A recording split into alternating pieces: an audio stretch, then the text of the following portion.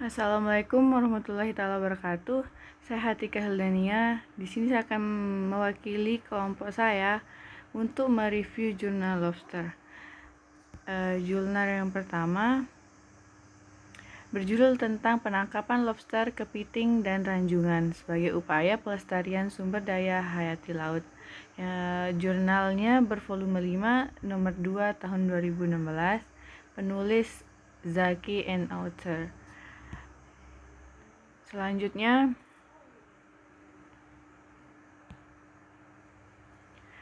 tujuan jurnal yang pertama ini untuk mengetahui pelaksanaan Peraturan Menteri Kelautan dan Perikanan Nomor 1 Tahun 2015 tentang penangkapan lobster, kepiting, dan ranjungan. Yang kedua, untuk mengetahui permasalahan yang timbul dengan berlakunya Peraturan Menteri Nomor 1 Tahun 2015 tentang penangkapan lobster, kepiting, dan ranjungan. Selanjutnya, hasil penelitian di jurnal 1 ini, hukum laut itu merupakan suatu cabang ilmu hukum yang sangat menonjol. Hal ini dikarenakan permukaan bumi yang hampir 70% terdiri dari laut dan merupakan jalan raya yang menghubungkan suatu bangsa dengan bangsa yang lain. Jadi di Indonesia ini merupakan salah satu negara yang memiliki peran penting dalam sumber daya ikan.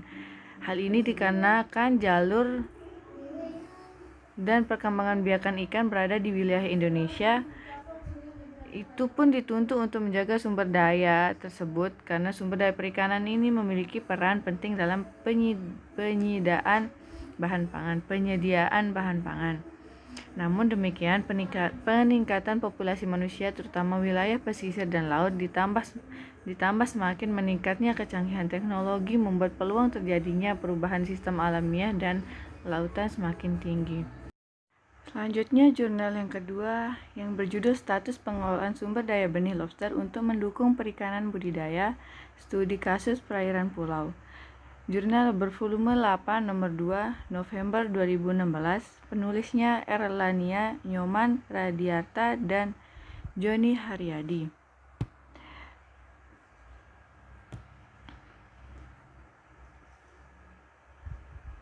Selanjutnya, tujuan penelitiannya bertujuan untuk menganalisis data dan informasi terkait status pengelolaan sumber daya benih lobster dan dampak dari peraturan tentang penangkapan lobster, serta potensi pengelolaan sumber daya benih lobster alam tersebut melalui budidaya yang diharapkan dapat membantu meningkatkan perekonomian masyarakat pesisir, khususnya nelayan penangkapan benih lobster di kawasan perairan Pulau Lombok, Nusa Tenggara Barat. Hasil penelitian dari jurnal yang kedua ini, peta kawasan penghasil benih lobster di Pulau Lombok, NTB, Map of Lobster Set Producer Area in Lombok Island, West Nusa Tenggara. Aktivitas penangkapan benih lobster di Pulau Lombok sudah berlangsung cukup lama, yakni sejak tahun 1990-an, dan pada awalnya hasil tangkapan digunakan untuk suplai benih untuk budidaya pembesaran lobster oleh masyarakat menggunakan keramba jaring apung. Namun sejak tahun 2011, ekspor benih lobster mulai marak dilakukan dari daerah NTB dan puncaknya yaitu sekitar tahun 2013, di mana hasil penangkapan tinggi dan permintaan benih dari negara-negara importer juga meningkat. Tren hasil penangkapan benih lobster pada salah satu kabupaten di NTB disajikan rata-rata hasil penangkapan benih di Kabupaten Lombok Tengah yang merupakan salah satu kawasan sentra benih lobster di Pulau Lombok adalah sekitar 330-400 ekor per bulan. Selanjutnya, jurnal ketiga yang berjudul Laju Tangkap dan Analisis Usaha Penangkapan Lobster dengan Jaring Lobster di Perairan Kabupaten Kebumen. Jurnal yang bervolume 7 nomor 1 2019, tahun tanggal 13 April 2011, diterima tanggal 12 Juli tahun 2011.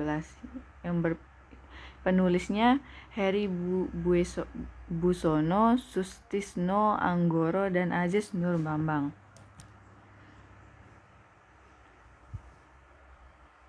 Jurnal 3 ini tujuan penelitiannya yang pertama agar pemanfaatan lobster di perairan Kabupaten Kebumen dapat berjalan secara optimal tanpa mengganggu kelestarian sumber daya lobster itu sendiri, serta dapat mengetahui kelayakan ekonomi usaha penangkapan lobster yang telah berjalan selama ini. Yang kedua, untuk mengetahui sejauh mana kelangsungan usaha perikanan lobster ini, maka dilakukan penelitian tentang laju tangkap dan analisis usaha penangkapan lobster dengan jaringan lobster di perairan Kebumen, Jawa Tengah. Hasil penelitian pada jurnal yang ketiga ini, Kabupaten Kebumen secara geografis termasuk bagian Jawa Tengah bagian selatan, dan batas wilayah Kabupaten Kebumen dan antara lain adalah sebelah utara Kabupaten Wonosobo dan Magelang, sebelah selatan Samudra Indonesia, sebelah timur Kabupaten Kulon Progo, dan sebelah barat Kabupaten Kebumen. Kabupaten Kebumen terdapat 5 TPI, 2 diantaranya merupakan TPI besar yaitu TPI Argopeni dan TPI Karangduwur. Kedua TPI tersebut memiliki aktivitas yang tinggi dalam hal pendaratan hasil penangkapan dan kegiatan lelang. Hasil penangkapan yang didaratkan di kedua TPI tersebut terdiri dari beberapa jenis sumber daya. Selanjutnya, jurnal yang keempat yang berjudul Budidaya Lobster di Vietnam dan Aplikasinya di Indonesia. Jurnal yang bervolume 7 nomor 1 2011 halaman 77 sampai 87, penulis Ahmad Mustafa. Tujuan jurnal yang keempat ini, yang pertama, bertujuan untuk menginformasikan mengenai teknik budidaya lobster yang telah dilakukan maupun aspek lain yang terkait dengan budidaya lobster di kota Nha Trang, Provinsi Khai Hoa, Vietnam, dengan harapan dapat dijadikan acuan dalam pengembangan budidaya lobster di Indonesia. Dan hasil dari penelitian jurnal yang keempat ini, penangkapan benih lobster yang dikunjungi adalah desa Bai Tien dan Chat Loi. Benih lobster yang tertangkap di perairan Vietnam ada 9 jenis, akan tapi pada umumnya benih lobster yang tertangkap di kedua lokasi tersebut ada 3 jenis, yaitu lobster mutiara Panulirus ornatus, lobster pasir Panulirus homarus, dan lobster batik Panulirus longipes. Ketiga lobster tersebut dapat tumbuh cepat, berukuran besar, warna cerah, dan harganya mahal. Secara umum, lokasi penangkapan benih lobster dicirikan dengan kecepatan angin yang tidak terlalu kencang dan ombak tidak terlalu tinggi, makanan alami yang melimpah, dan kedalaman air 5-7 meter. Jurnal 5 yang berjudul Dinamika Kelimpahan Benih Lobster di Perairan Teluk Gerupuk, Nusa Tenggara Barat, Tantangan Pengembangan Teknologi Budidaya Lobster. Jurnal bervolume 4 halaman 18 2014. Penulis Erlania Inyoman Radiarta dan Ketut Sugama. Selanjutnya, tujuan penelitiannya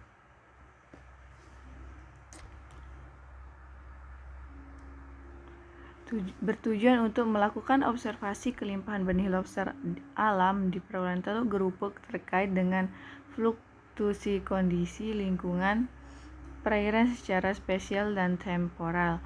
Hasil dari penelitian ini diharapkan dapat memberikan informasi tentang dinamika kelimpahan benih lobster alam yang bermanfaat untuk mendukung pengelolaan dan ketersediaan benih bagi usaha budidaya pembesaran lobster di Indonesia.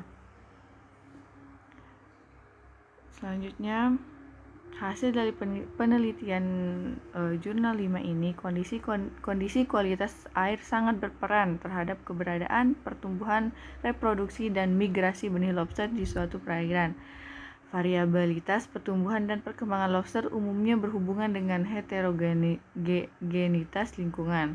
Nilai parameter kualitas perairan di Teluk Gerupuk tidak memiliki perbedaan cukup signifikan antar stasiun pengamatan, namun relatif berfluktuasi antar waktu pengamatan.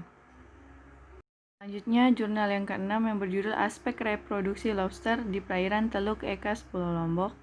Judul volume 3 nomor 1 tahun April 2010. Penulis M. Junaidi, N. Cokrowati, dan Z. Abidin. Selanjutnya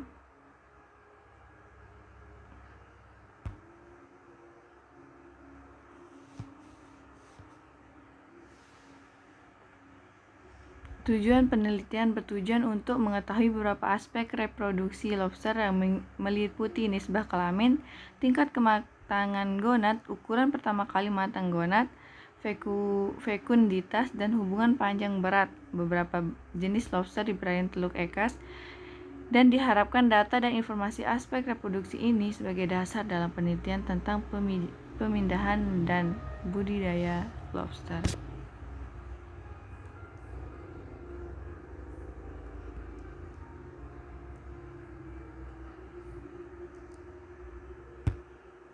Hasil dari penelitian ini, hasil identifikasi spesies secara visual dengan melihat corak warna yang terdapat pada bagian segmen tubuh berdasarkan buku identifikasi Chan menunjukkan bahwa lobster yang tertangkap di perairan Teluk Ekas terdiri atas 5 spesies, yaitu Panulirus homarus, Panulirus versicolor, Panulirus ornatus, dan Panulirus penicillatus, dan Panulirus longiceps.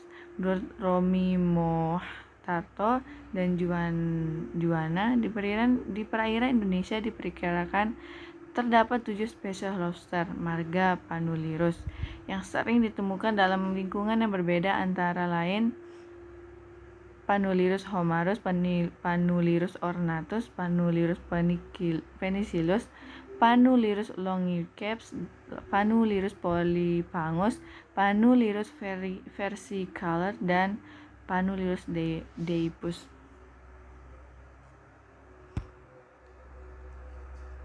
Jurnal yang ketujuh yang berjudul Status Pemanfaatan Lobster di Perairan Kebumen, yang bervolume 4 nomor 2 2009, halaman 10 sampai halaman 15. Tahun diserahkan 28 September 2008. Tahun diterima 27 November 2008. Penulisnya Suradi Wijaya Saputra. Tujuan penelitian dari jurnal yang ketujuh ini bertujuan untuk mengkaji status pemanfaatan sumber daya lobster serta musim penangkapannya di Kabupaten Kebumen. Hasilnya, lobster dari genus Panulirus di perairan Selat Kebumen produksinya cukup banyak dan merupakan komoditas ekspor. Terdapat 5 spesies lobster yang dominan tertangkap di Kebumen, yaitu lobster batu, Panulirus penicillatus, lobster hijau, Panulirus homarus, lobster merah atau bintik seribu, Panulirus longipes, lobster bambu, Panulirus polyhapus, dan lobster mutiara, Panulirus ornatus. Selanjutnya, jurnal yang ke-8, analisis strategi pengelolaan baseline GPS berdasarkan jumlah titik ikat dan variasi waktu pengamatan. Jurnal yang bervolume 6 halaman 1, tahun Januari 2017, penulis Muhammad Hairul Iqbal, Bambang Darmo Yuwono, Fauzi Janu Amarohman. Selanjutnya, tujuan dari jurnal yang ke-8 bertujuan untuk menganalisis strategi terbaik dalam pengelolaan baseline GPS guna mendapatkan ketelitian posisi yang terbaik. Hasil dari jurnal yang ke-8 ini, pengamatan memiliki nilai MP1 dan MP2 kurang dari 0,5 meter, yang artinya tidak terjadi efek multipad, sedangkan pada titik S020 dan S024 nilai MP1 dan MP2 lebih dari 0,5 m, yang artinya terjadi efek multipad. 9 yang berjudul Pertumbuhan dan Kelangsungan Hidup Benih Lobster Air Tawar yang diberi pakan buatan berbahan baku tepung keong mas. Jurnal yang bervolume nomor 5 bervolume 5 nomor 1 tahun April 2019, penulis Rosmawatia Mulyana Muhammad Azmi Rofib. Selanjutnya, tujuan dari penelitian jurnal nomor 9 ini penelitian tentang pemberian pakan buatan berbahan baku tepung keong emas dengan dosis cangkang keong emas yang berbeda. Hasil dari penelitian ini menunjukkan bahwa setiap perlakuan tidak memberikan perbedaan yang nyata untuk menunjang laju pertumbuhan lobster air tawar. Pakan perlakuan A, B, dan C menunjukkan hasil yang tidak berbeda nyata, diduga karena kandungan kalsium yang bersumber dari tepung cangkang keong emas ini tidak berbeda jauh persentasinya. Hasil analisis kadar kalsium pada tepung cangkang keong emas hanya sebesar 21,97%. Jika dikalkulasikan menurut persentase, setiap perlakuan memiliki kadar kalsium pada pakan A, B, dan C masing-masing hanya sebesar 1,09%, 1,53%, dan 1,97%. Selanjutnya, jurnal yang ke-10 yang berjudul Keanekaragaman dan Potensi Lobster di Pantai Pemaung, Pauk, Garut Selatan, Jawa Barat, jurnal volume 35 nomor 1 tahun Januari 2018 halaman 10-22, penulis Rianta Pertiwi 1. Selanjutnya, hasil dari jurnal yang ke-10 ini tujuan dari jurnal yang ke-10 ini, penelitian ini dilakukan untuk mengetahui keanekaragaman dan potensi dari jenis-jenis lobster terutama yang hidup di perairan bergelombang tinggi sepanjang pantai selatan Garut, Jawa Barat.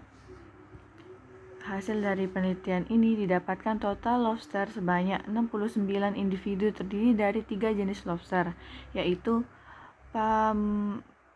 P. homarus 20 individu, 4 jantan, 8 betina, dan 8 betina bertelur. Yang kedua, P. longipes mendapat 14 individu, 5 jantan, 6 betina, dan 3 betina bertelur.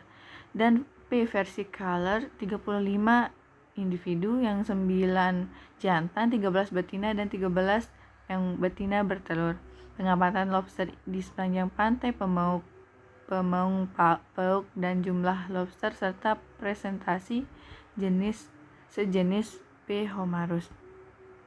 Selanjutnya, jurnal yang ke-11 berjudul Analisis Pemasaran Hasil Tangkapan Lobster di Tempat Pelelangan Ikan se-Kabupaten Gunung Kidul, jurnal volume 3 nomor 3 tahun 2004 halaman 131-140, penulis Nisa Maisaroh Ismail Heri Boysono.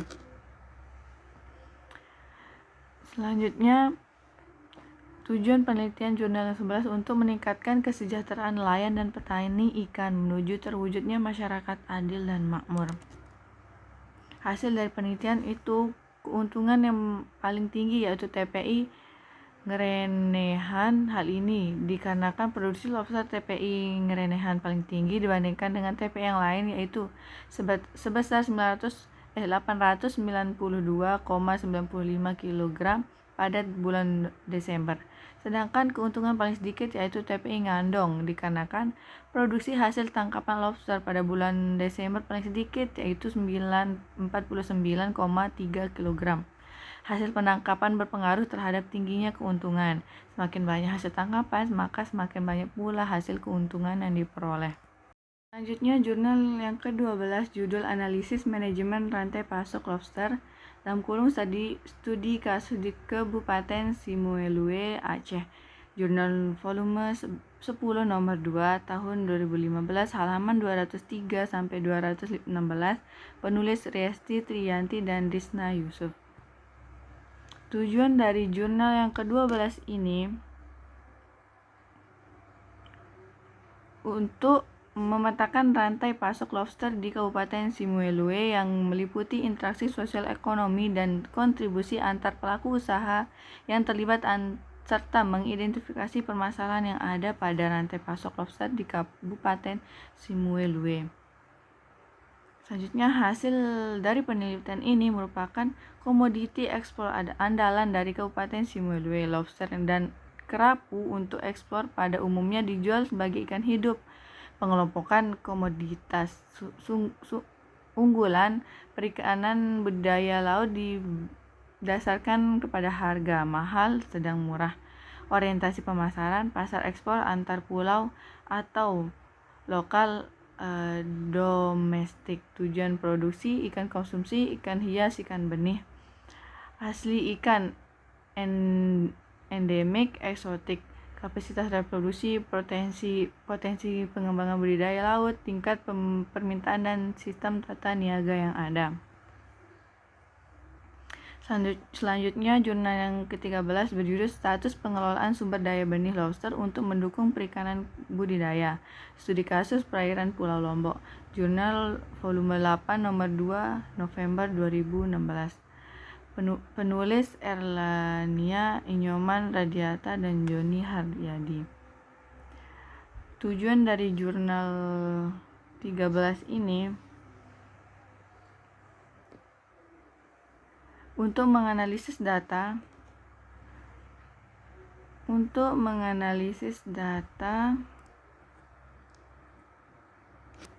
dan informasi terkait status pengelolaan sumber daya benih lobster dan dampak dari peraturan tentang penangkapan lobster, serta potensi pengelolaan sumber daya benih lobster alam tersebut melalui budidaya yang diharapkan dapat membantu meningkatkan perekonomian masyarakat pesisir, khususnya nelayan penangkapan benih lobster di kawasan perairan Pulau Lombok, Nusa Tenggara Barat.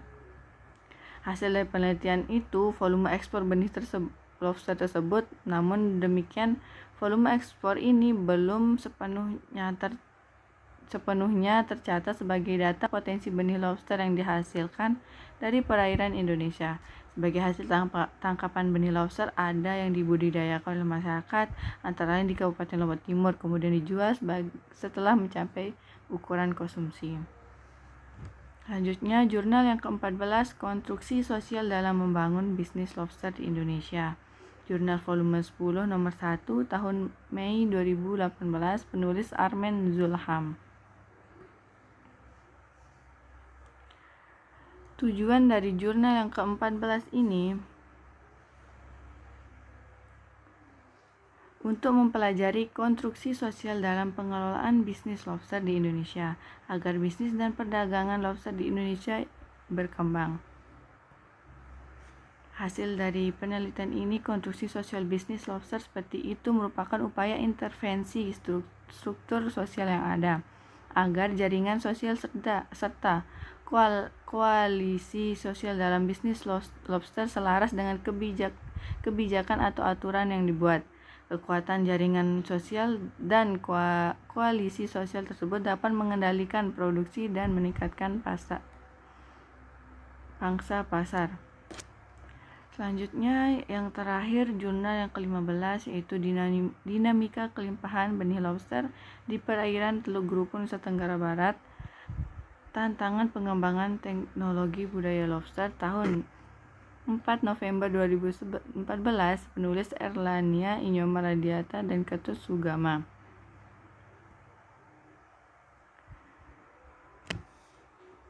Tujuan dari penelitian ini bertujuan untuk melakukan observasi kelimpahan lobster alam di perairan Teluk Grupuk terkait dengan fluktuasi kondisi lingkungan perairan secara spesial dan temporal. Hasil dari penelitian ini bahwa di perairan Teluk Grupuk terdapat periode-periode tertentu di mana tren suhu perairan mengalami perubahan yang cukup signifikan, dan hal ini dapat mempengaruhi distribusi dan keberadaan biota, termasuk aktivitas budidayanya di perairan. Perkembangan larva dan post larva dari lobster sangat sensitif terhadap perubahan suhu perairan.